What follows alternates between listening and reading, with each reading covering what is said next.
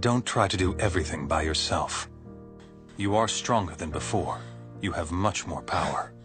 But as a result, you seem to have lost sight of something extremely important. You must remember, you know why the people of the Leaf Village stopped hating and fearing you. You know why they accepted you as one of their own. It's because you showed them that you understood them, and you fought for their acceptance. You just said, everyone who cares about you helped you get where you are. If you forget about everyone else because you now have power, you'll become arrogant and egotistical. However powerful you are, don't take it all on yourself. Because if you do, you will surely fail. I know we've had some difficult times lately. We've had to struggle just to get by. But it's nothing to be ashamed of. There is a simple honor in poverty. There's no honor for me without the Avatar. Zuko, even if you did capture the Avatar, I'm not so sure it would solve our problems. Not now. And there is no hope at all. No, Zuko. You must never give in to despair. Allow yourself to slip down that road and you surrender to your lowest instincts. In the darkest times, hope is something you give yourself. That is the meaning of inner strength. You're a good person. I hope you'll get to live a long life. Every day I've spent here, I've wondered, how did all these people let it come to this? Minds and bodies ruined, dreams of freedom erased, personalities burned away. No one would want to go to war if they knew what it would do to them. But it's not like we all leapt into that hell knowingly. Most of us were pushed. Some of us were pushed by other people. And some of us were pushed by the environments we grew up in. So, the few who do choose to leap into hell see it differently than the rest. And they're also able to see something beyond the hell. Maybe that something is hope, or maybe it's just another hell. Fact is, you can only find out by moving forward.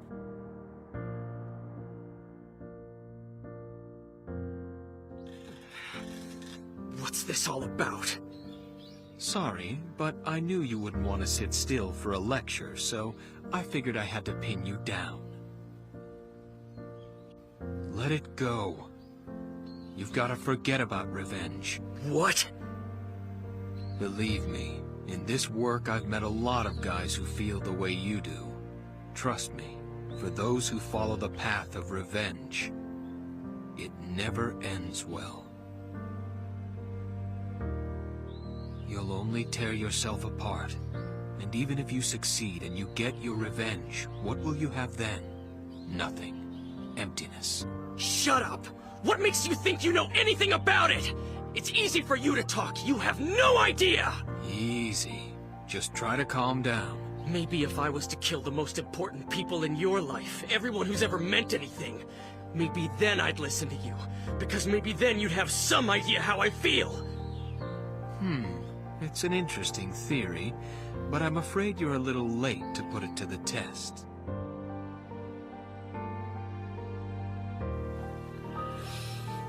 We humans, we're all the same. Every last one of us. For some it's drinking. For some it's women. For some even religion. Family, the king, dreams, children, power. All of us had to spend our lives drunk on something. Else we'd have no cause to keep pushing on. Everyone was a slave to something.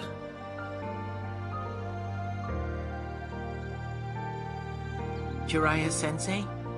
Yes, what is it, Kakashi? There's something I'd like to talk to you about. Is it urgent? Because I'm kind of busy right now. I'm sorry to have bothered you. Wait. You're already here. Just, speak your mind. But I don't want to interrupt all your important business.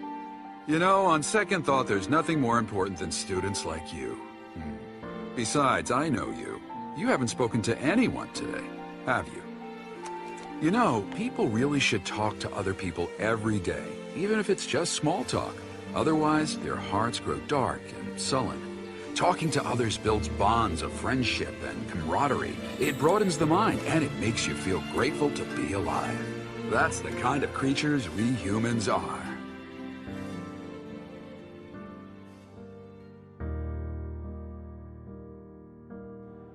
There's no point standing around. We'll only be showered by more boulders.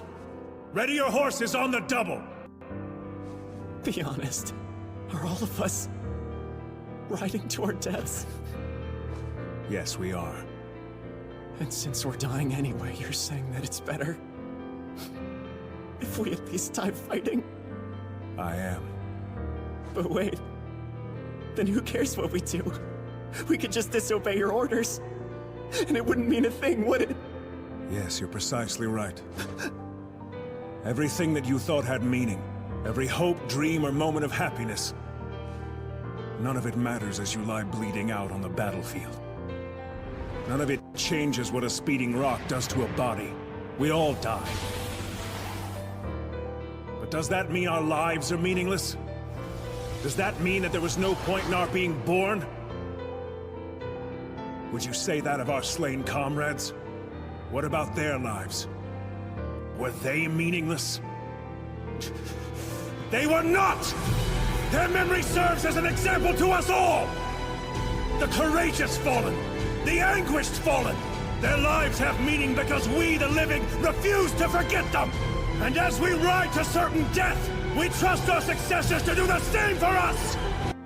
Because my soldiers do not buckle or yield when faced with the cruelty of this world! My soldiers push forward! My soldiers scream out! My soldiers rage!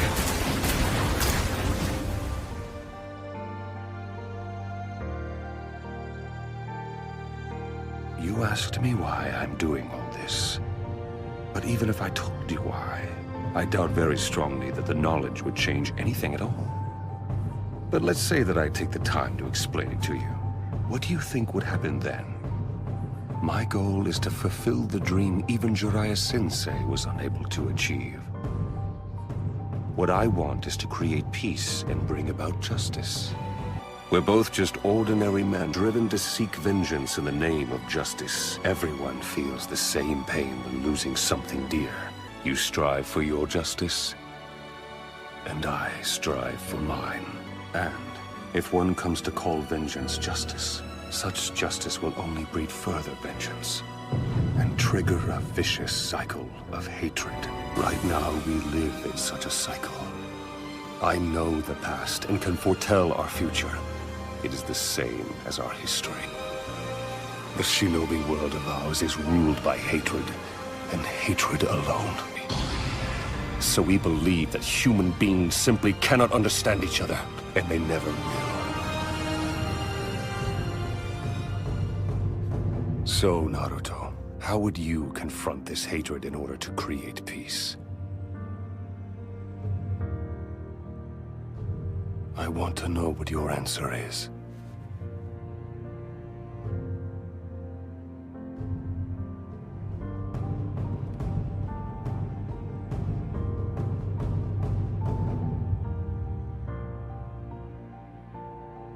I don't know. I don't have an answer.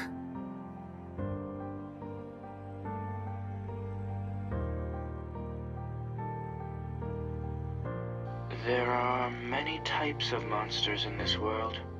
Monsters who will not show themselves and who cause trouble. Monsters who abduct children. Monsters who devour dreams. Monsters who suck blood. And monsters who always tell lies. Lying monsters are a real nuisance. They are much more cunning than other monsters. They pose as humans, even though they have no understanding of the human heart. They eat, even though they've never experienced hunger. They study even though they have no interest in academics. They seek friendship even though they do not know how to love.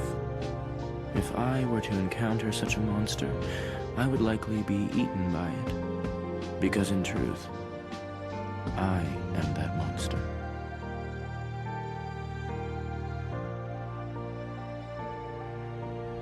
Wake up to reality. Nothing ever goes as planned in this accursed world. The longer you live, the more you will realize that the only things that truly exist in this reality are merely pain, suffering, and futility. Listen. Everywhere you look in this world, wherever there is light, there will always be shadows to be found as well. As long as there is a concept of victors, the vanquished will also exist. The selfish intent of wanting to preserve peace initiates wars, and hatred is born in order to protect love. There are nexuses, causal relationships that cannot be separated.